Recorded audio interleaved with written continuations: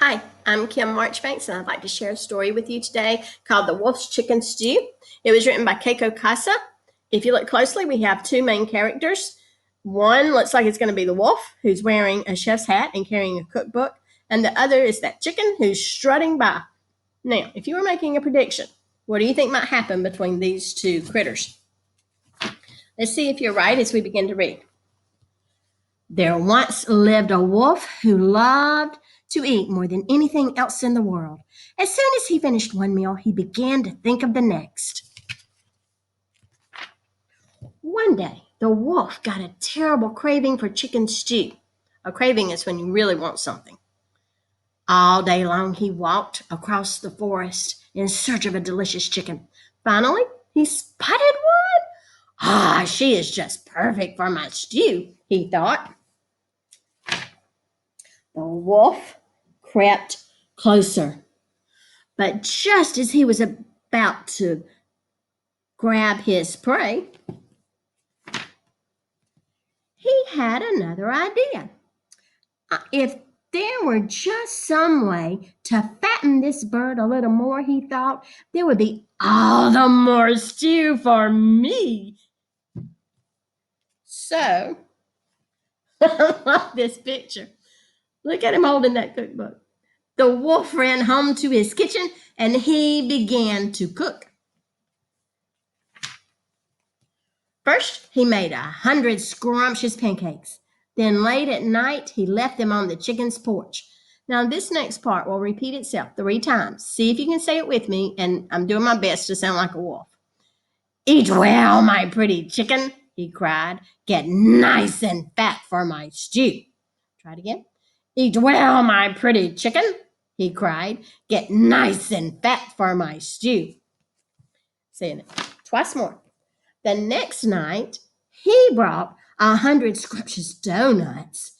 Ready? Eat well, my pretty chicken, he cried. Get nice and fat for my stew. Last time.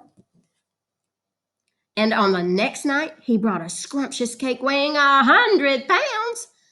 Ready? Last time. Eat well, my pretty chicken, he cried. Get nice and fat for my stew.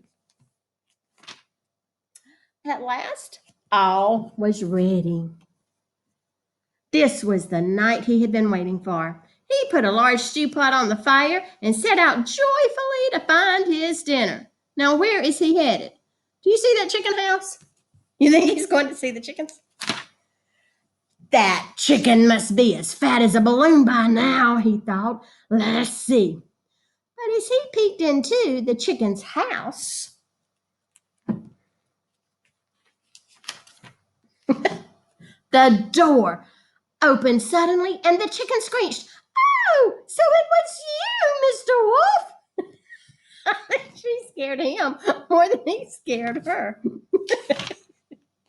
Children, look, the pancakes and the donuts and that scrumptious cake, they weren't from Santa Claus.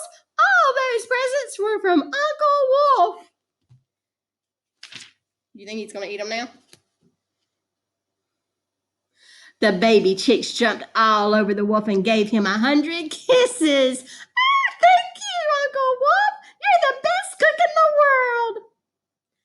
I don't think he's going to eat them now. Uncle Wolf didn't have chicken stew that night, but Mrs. Chicken fixed him a nice dinner anyway. Ah, shucks, he thought as he walked home. Maybe tomorrow I'll bake the little critters 100 scrumptious cookies. And you can tell in this picture that he did exactly what he said he would. He baked them cookies. It's funny how people can learn to get along and animals can teach us lessons. Anyway, I hope that you've enjoyed the story. I hope that you made some great predictions. I hope that you were able to talk like a wolf. Most of all, I hope you're enjoying your summer, and I hope that you are reading. Have a great time, and I will talk with you later. Keep reading. Thanks.